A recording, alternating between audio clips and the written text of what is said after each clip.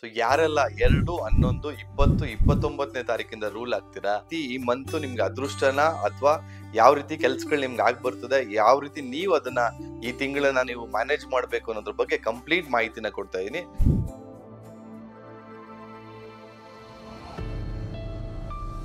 ಅಭಿವೃದ್ಧಿ life style ವೀಕ್ಷಕರಿಗೆ ಸ್ವಾಗತ. ನಿಮ್ಮ ಡಾಕ್ಟರ್ ದೀಪಕ್ ಗುರ್ಜಿ ಮಾಡುವ ಪ್ರಣಾಮಗಳು. ಸೊ ಇವಾಗ ಏನ್ ಪ್ರಿಡಿಕ್ಷನ್ಸ್, ಮಂತ್ಲಿ ಪ್ರಿಡಿಕ್ಷನ್ಸ್ ಶುರು ಮಾಡಿದ್ವಿ. ಸೊ ಯಾರೆಲ್ಲ 2, 11, 20, 29ನೇ ತಾರೀಕಿಂದ ರೂಲ್ ಆಗ್ತೀರಾ, ಎಲ್ಲರೂ ಕೂಡ ನಿಮ್ಮ ಜನ್ಮ ನಂಬರ್ ಬಂದು 2ನೇ ನಂಬರ್ ಬರ್ತದೆ.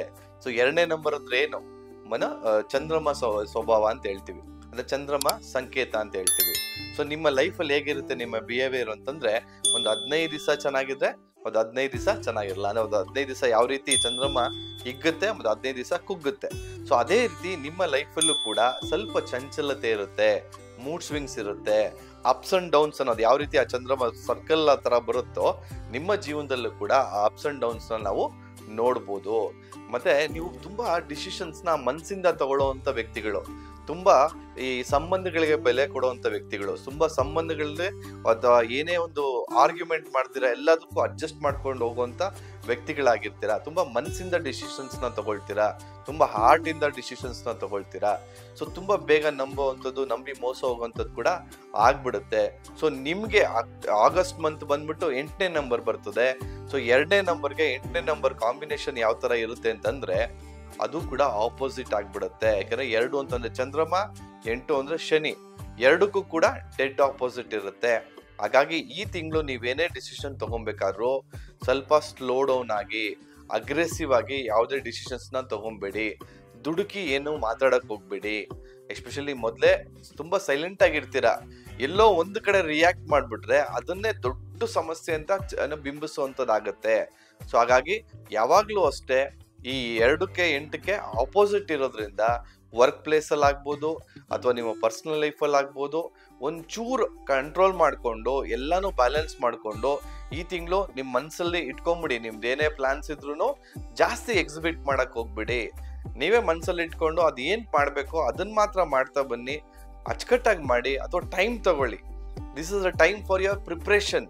ಸೊ ಮುಂದಿನ ತಿಂಗಳು ಅಥವಾ ಮುಂದಿನ ತಿಂಗಳು ಮಾಡೋದು ಇದ್ದೇ ಇರ್ತದೆ. ಬಟ್ ಈ ತಿಂಗಳು ನೀವೇನ್ ಮಾಡ್ಕೊಳ್ಳಿ ಅಂತಂದ್ರೆ, ಒಂಚೂರು ಸ್ಲೋ ಡೌನ್ ಆಗಿ ನಿಮ್ಮ ವರ್ಕ್ ಬಗ್ಗೆ, ಪ್ರಾಜೆಕ್ಟ್ಸ್ ಬಗ್ಗೆ, ಅದ್ರ ಪ್ರಿಪ್ರೇಷನ್ ಬಗ್ಗೆ ಜಾಸ್ತಿ ಗಮನ ಕೊಡ್ತಾ ಬನ್ನಿ. ತುಂಬಾನೇ ಅದ್ಭುತವಾಗಿ ನಿಮ್ಮ ಪ್ರೋಗ್ರೆಸ್ ನ ನೋಡ್ತೀರಾ. ಬಟ್ ಈ ಮಂತ್, ಆಗಸ್ಟ್ ಮಂತ್ ಏನಿದೆ, ಸ್ವಲ್ಪ ಪ್ರಿಪ್ರೇಷನ್ ಕಡೆ ಗಮನ ಕೊಡಿ ಅಂತ ಹೇಳ್ತೀನಿ. ಯಾವುದೇ ಡಿಸಿಷನ್ ತಗೊಳಕ್ ಹೋಗ್ಬೇಡಿ. ಆತರದಲ್ಲಿ ಯಾರ್ದೋ ಮಾತು ಕೇಳಿ ನಂಬಿ ಡಿಸಿಷನ್ ತಗೊಂಡಿದ್ದೆ ಆದ್ರೆ ಎಲ್ಲೋ ಒಂದ್ ಕಡೆ ಎಡವಟ್ಟಿಗೆ ಸಿಗಾಕೊಳ್ತೀರಾ.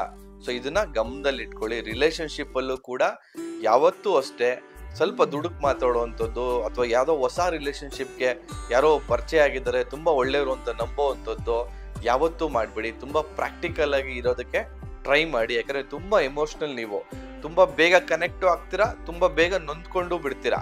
ಸೊ ಹಾಗಾಗಿ ಅದನ್ನ ಮಾಡಕ್ ಹೋಗ್ಬೇಡಿ ಅಂತ ಹೇಳ್ತೀನಿ. ನಿಮ್ಗೆ ಸೂಟಬಲ್ ಆಗುವಂತ ಕಲರ್ಸ್ ಬಂದು ಎಸ್ಪೆಷಲಿ ಆರೆಂಜ್ ಕಲರ್, ಆಮೇಲೆ ವೈಟ್, ಮತ್ತೆ ಹಾಫ್ ವೈಟ್, ಕ್ರೀಮು, ಈ ಕಲರ್ಸ್ ಎಲ್ಲ, ಪಿಂಕ್, ಈ ಕಲರ್ಸ್ ಎಲ್ಲ ತುಂಬಾ ಜಾಸ್ತಿ ಯೂಸ್ ಮಾಡ್ತಾ ಬನ್ನಿ.